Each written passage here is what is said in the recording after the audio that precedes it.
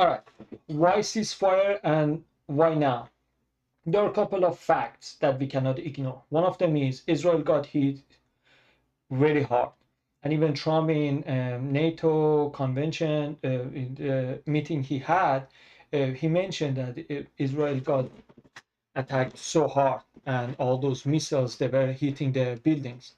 So it's something that we cannot deny, no matter which side you are on, but this is something that happened. All the footage is over there. And also you have to remember, Israel made it illegal for anybody to record all those damages, and only they allowed those journalists go and show if the hospitals or the housing buildings they got hit, so they could show like Iran is attacking civilians.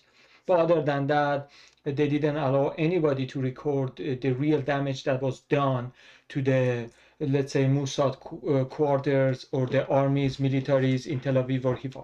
So that's for one. And 30,000 people, they were by smugglers, they were going to the Cyprus.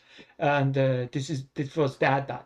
So what we are seeing is like Israel got damaged so hard, more than they expected. Like Iron Dome was like nothing, because Iron Dome is designed for low-range missiles or mid-range missiles, not for those ballistic or hypersonics that Iran was launching. Uh, and the second thing is Trump couldn't afford any oil price spike. One of the things that in America is very important for president to give the guarantee, like a promise to the voters, is the oil gas price. It's something like people are sensitive about that. And that was like, when I come here, I'm gonna bring down the grocery price and also bring down the oil gas price. And he couldn't afford that. Even when that was a rumor, after America attacked those Natanz, Fordo, and Isfahan's nuclear facilities, even that was the only rumor that Iran wants to close the Strait of Hormuz. Already Trump put out truth or tweet or whatever you're gonna call it. He said, don't do that to those oil companies. He says, don't raise up the price, don't play the game that our enemies are doing. So he was threatening. So if it happened, that would be, oh boy, that would be so bad. For Iran, wouldn't be that hard, because of course, if they close the strait, like they only would allow the Chinese, because mostly China is buying the oil from Iran.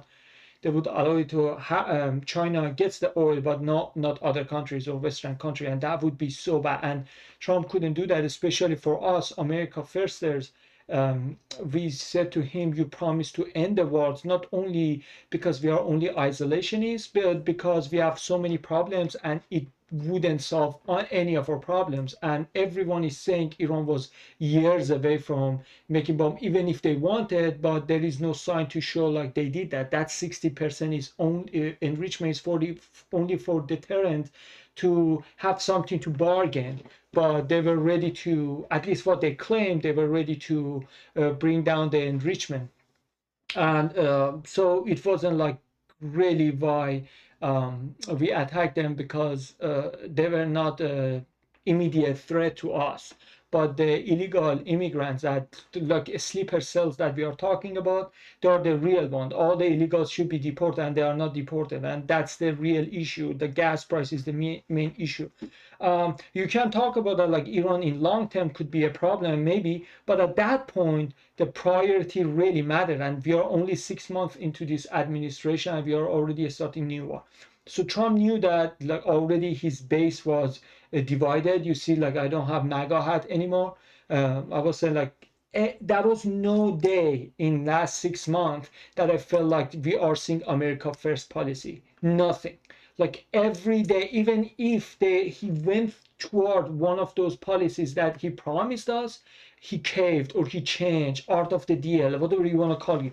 We didn't see any of those America First policy into effect. So he knew that he's gonna lose the midterm for sure, and already he had the one big beautiful bill, whatever he called it. It can be big or it can be beautiful, but it cannot be both at the same time. Elon Musk had the problem. Representative Marjorie Taylor Greene had a problem, And of course, Thomas Massey had problem and said, no, I don't like it. So we are seeing like he already had problem inside for that bill that I think it shouldn't be signed. It is really like they just put, oh, they want to give raise to the veterans. So if you are objecting to that bill, they say, oh, you hate veterans, you hate the army. Well, so always they put some good thing over there. So anybody who oppose that, they say, oh, you oppose people, elderly people, retirement plan. But in general, it was very bad. Like give the no regulation for AI companies, so they can do whatever they want for next 10 years. That is very dangerous. They can take over so many jobs. We have to port it. Like it's bad. It's bad. Maybe in another video I will talk about that in detail. But what happened was, so he has this problem back too. Like right now, he's campaigning to convince people they have to sign that, and he wants to even make a campaign to primary Thomas Massey only because of this bill. Even though Thomas Massey, in Theo One podcast, he said, "I endorse Trump," and even I talked to him. Anyway, and also, Iran had so much problem. Iran couldn't continue this war because economically it was bad, and also they realized that their anti-missile system, anti-air missile system, it's completely damaged. So I saw some of the footages, like the jets, F-35, if I'm not mistaken, from Israel. They were really on top of the Tehran's air. So it was empty. It was like there was no resistance. Iran couldn't do anything about the air. Already Israel took over the Iran's air, and that's a serious problem. But I think one of the reason is because I believe there are so many evidences. Like Israel was banking on, counting on Iranian people to go out and protest and do the revolution and topple the regime. So they were like, we hit them hard, fast, and while they are still have dizzy, people go and finish the job. But since the people were worried about their own life and they evacuated the city, the town, especially Tehran, when Trump says surrender now and evacuate Tehran, people were worried about their own lives, so they didn't have time for the revolution and stuff. And so many people, they didn't like the Pahlavi, like Reza Pahlavi. So it was kind of like disagreement between the opposition parties, and this didn't unite people to go and do what they wanted to do. So I think because I saw that some of the Israelis, they were saying, oh, we are kind of disappointed, we did all this stuff for you guys, we made it super easy, you just had to go out and finish the job, but you didn't. So I think Israel was counting on them, and when they saw that people are not going out, they said, well, I cannot keep going, because it was billions of dollars in damage to them. Israel. So Israel, and also Gaza is the problem. They have so much problem over there. So when you look at the situation that Israel is in, they couldn't keep going at the fire, and Iran was keep launching the rocket. So it was beneficial for all three sides, America, Iran, Israel, because they all were losing something in here, and they couldn't afford. So that's why like they all agreed, and that's why immediately like a snap, like they had the ceasefire sometimes that nobody expected, because when Iran attacked America's bases in Qatar and Iraq, everyone thought that okay, the game just started. But actually, 24 hours later, Trump said that there is a ceasefire, and even Israel wanted to break it, but Trump was so mad at him and made it like clear, don't do that. Uh, so that's why I'm thinking like nobody was winning to continue. One of the reasons that war is keep going is because from Ukrainian side, some people are making money by the war keep going.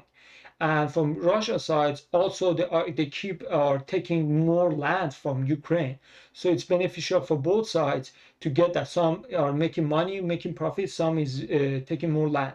But in this 12 days war between Israel and Iran, everyone was losing, and nobody could afford any longer. So they said like go down. Maybe there is a second round, maybe it's not, but we have to see.